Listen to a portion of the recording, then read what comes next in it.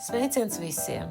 Šajā video par lielapu hortenzijām un precīzāk par to, kā tās pārziemināt un kādu rezultātu gaidīt.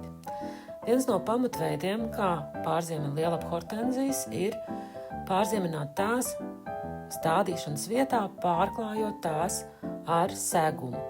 Savas lielapu hortenzijas, kas man aug zemē, sapņu fazendā, es pārziemināju tieši šādi. Tātad pārklāju tās sākotnēji ar sausiem skaraino hortenziju ziediem.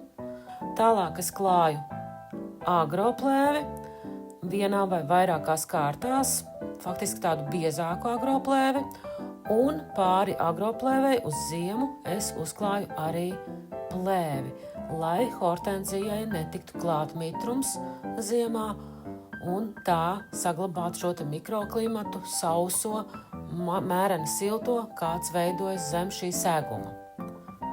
Kā jūs redzat, hortenzijai pie pamatnes jau ir iznākuši no zemes vesela virkne zaļu skaistu dzinumiņu, tomēr uz galiņiem, uz zaru galiņiem tādu dzinumiņu nav. Kā var redzēt, te ir pumpuriņš, kuram bija jābūt ļoti skaisti zaļam, bet viņš ir pilnībā sauss. Un tieši tāpēc es to jau apgriezu marta sākumā, kad nosedzu plēvi no hortenzijas. Es nogriezu visus tos sausos pumpuriņus, kas ir katra dzinuma galos. Protams, es cerēšu, ka viņi ziedēs no pumpuriņiem, kas veidojas augstāk stumbrā. Redziet, te arī tāds viens rozīgs pumpuriņš ir, jo šī ir veco laiku hortenzija, kurai vārdiņus nezinu, to man uzdāvināja draudzene. Man pieredze rāda, ka arī pagājušajā gadā, kad viņa faktiski visa bija nosalusi un nebija pietiekami labi sasakt no šiem te mazajiem pumpuriņiem, viņa tomēr uzziedēja, lai arī nedaudz, bet uzziedēja. Tepat blakus man atrodas vēl viena lielapa hortenzija, tāda pavisam maza auguma hortenzija, Florentīna, kuru es nopirku uz tirgu. Man solīja, ka viņi ziemos labi. Kad viņu nopirku tajā gadā, viņi ziedēja brīnišķīgi, bet pēc tam nākamajā gadā un aiznākamajā nekā. Var redzēt, ka viens zaļš galdzinumiņš ir, uz pārējiem arī mosts pa pumpuriņam, bet nekādu lielo cerību man nav. Tāpēc plānoju to pārstādīt šogad podā un audzēt uz terases vai uz balkonu un pārziemināt citā veidā. Trešā hortenzija, kas aug šeit pačinī pa dobē, arī lielapa hortenzija, man ir īpaši skaista, ar īpaši formas ziediem, kas izskatās pēc ceriņu lapiņām. Tā ir hortenzija Aiša, kuru es nopirku depo.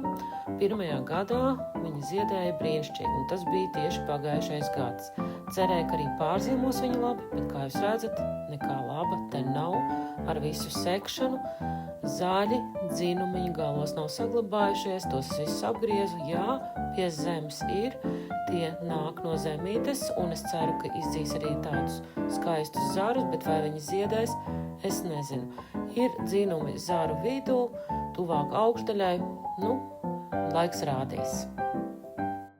Vēl gribu pastāstīt par citu dobi, jaunisveidota doba, kurā arī aug lielapa hortenzijas, un tā ir doba pie pašas mājas, pie terases.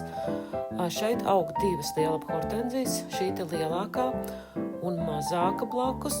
Abas ir vienas šķirnītes, un tās ir Endless Summer Original. Te es, protams, esmu daudz priecīgāka par ziemošanu, jo Endless Summer hortenzijas skaitās remontantās hortenzijas, kas nozīmē, ka tās zied gan uz iepriekšējā gada dzinumiem, gan uz jaunajiem. Pie kam tā var uzziedēt arī uz dzinumiem, kas nav paši pēdējie, tātad uz dzinumiem no jebkuras stumbra vietas. Pagājušā gadā tā brīnišķīgi ziedēja, un man izskatās, ka arī šogad ziedēšana būs. Lūk, arī daži gala dzinumiņi, kas noteikti ziedēs, un, protams, es ceru, ka uzziedēs arī visi pārējie. Es zinu, ka pastāv arī uzskats, ka šo hortenziju vispār var nesekt, tikai piesekt tās saknes ar egļu skujām. Es tomēr drošības pēc viņu sedzu, tāpat kā pārējās, ar agroplēvi un plēvi. Vēl gribu parādīt te blakus mazo Endless Summer hortenziju, kur situācija faktiski ir ļoti līdzīga. Ir vairāki spilgti, skaisti zaļi dzinumiņi, kas nāk no zemes, un arī pa kādam pumpuriņam uz stumbriņiem. Trešā vieta, kur man aug lielapa hortenzijas, ir blakus lielam kādiķim, tādā rindiņā sastādītas pēc principa balta, rozā, balta, rozā. Šķirnītes te ir dažādas, un arī ziemošana kā nu kurai, lai arī visas bija sasakts ar egļu zariem un pāri vēl ar agroplēvi un plēvi. Kā jūs redzat, es esmu sastiprinājis tos zariņus, un sākotnē es viņus biju tādās čupiņās arī pieliekusi pie zemes, bet tagad jau atbrīvoju šo te stiprinājumu un var redzēt, ka kā nu kura hortenzija ir pārziemojusi.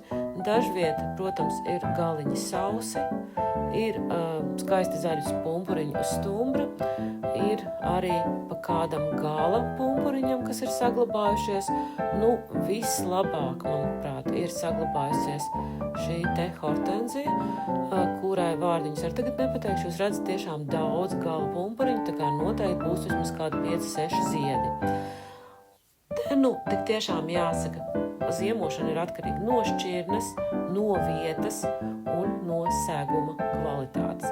Ļoti svarīgi ir tiešām klāt arī pāri to plēvi, lai hortenzija nesamirkst un neizsūd. Tāpat ir svarīgi, lai viņa augtu tomēr no vēja aizsargātā vietā, jo vistrakāk un visbīstamāk ir tieši šīm te jaunajām lapiņām apsalt pavasarī vējā. Tāpēc es joprojām viņas sēdzu un arī tagad pavisam nevaru vēl vaļā.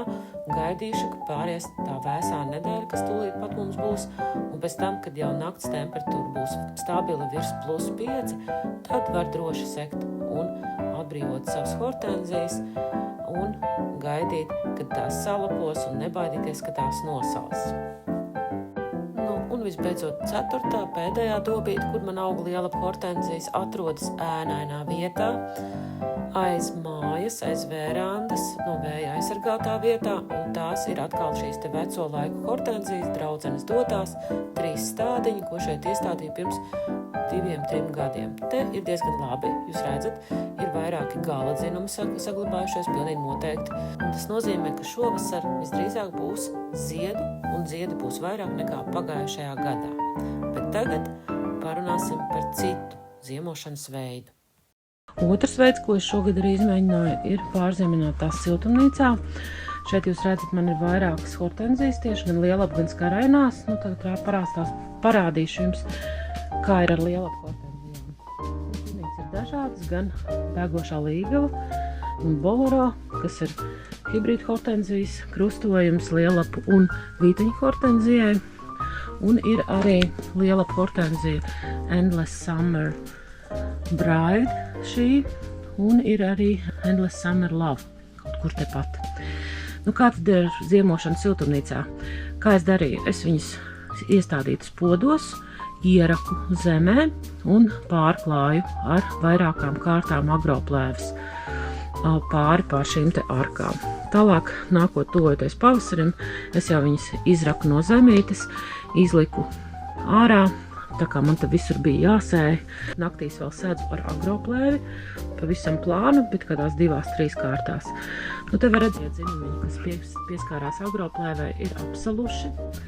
Jā, nav pārāk skaisti, bet no krūmiņa vidus jau skaisti zaļas lapiņas. Nu, protams, jo šeit ir siltāks, šeit ir labāki apstākļi, kāpēc nē. Un neteikšu, ka ir arī tas labākais variants. Protams, vairāk to gala dzinumiņu ir saglabājies, īpaši tie, kas ir zemāk, un tie ir noteikti dziedēs, tā kā bēgošai līga viņai noteikti tā būs. Bet kopumā, nu, nav vienkārši. Siltumnīcā es viņas ieraku, tad es viņām saliku skaraino hortenziju, tās ziedgalviņas apkārt, lai viņas saglabātu tādu siltumu. Tad liku agroplēvi. Un, nu, jā, nezinu. Droši vien vislabāk ir, ja jūs tomēr audzēt podos, tad vislabāk ir viņas ienest kaut kur vēsā vietā, kur nav sals, tā būtu pagrabs. Pagrabu man nav, es nevaru parādīt jums tādu variantu. Es zinu, ka citi tā dara, pārziemina pagrabā.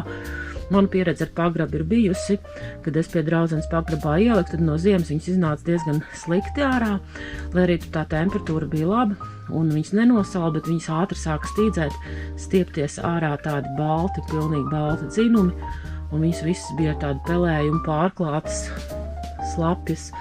Nu, es neteikšu, ka pārāk labi. Nu, šis variants ir tāds pa vidu.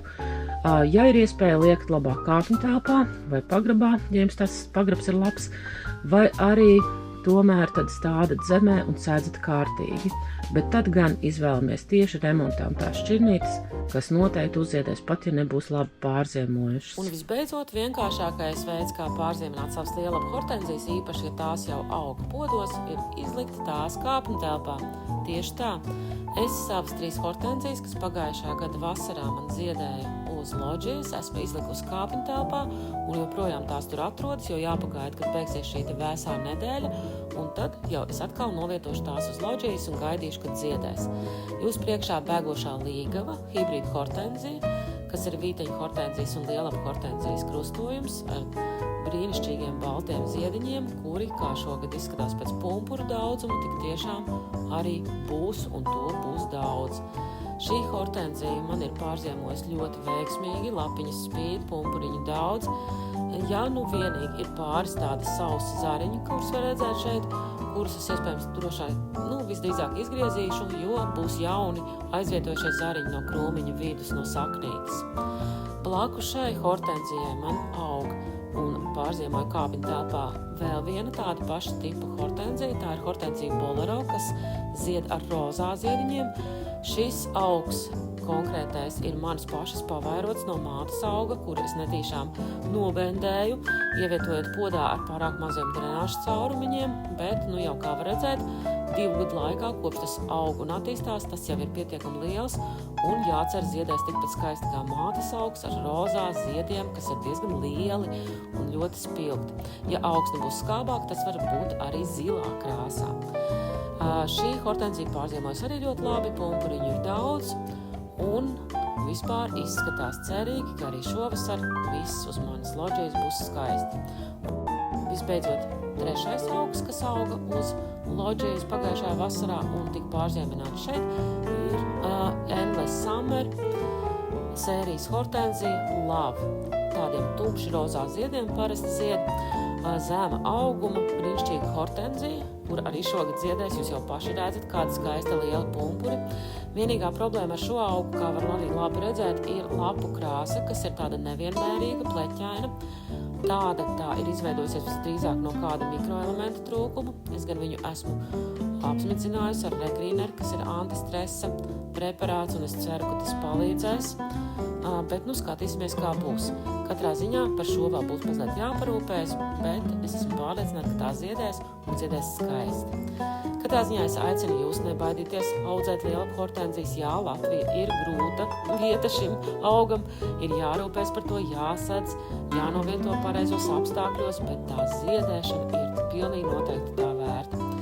Un arī sapņu fazendā es plānoju izvietot vēl citus video par šo augu, gan tādiem, kas aug zemē, gan tādiem, kas pārziemot siltumnīcā vai šeit kāpņu telpā, ko es ar tiem darīšu tālāk, vai un kā pārstādīšu, varbūt kā formēšu un kā mēslošu. Katrā ziņā tāds video noteikti būs, jo visu, ko es daru ar saviem augiem, es parādīšu arī jums, tāpēc piesekojiet kanālam Sapņu fazenda, tur ir ļoti daudz interesantu video un arī aktuāli video. Es cenšos tos izvietot laicīgi, lai jūs paspētu visus darbiņus, lai jūs nepalaistu neko garām.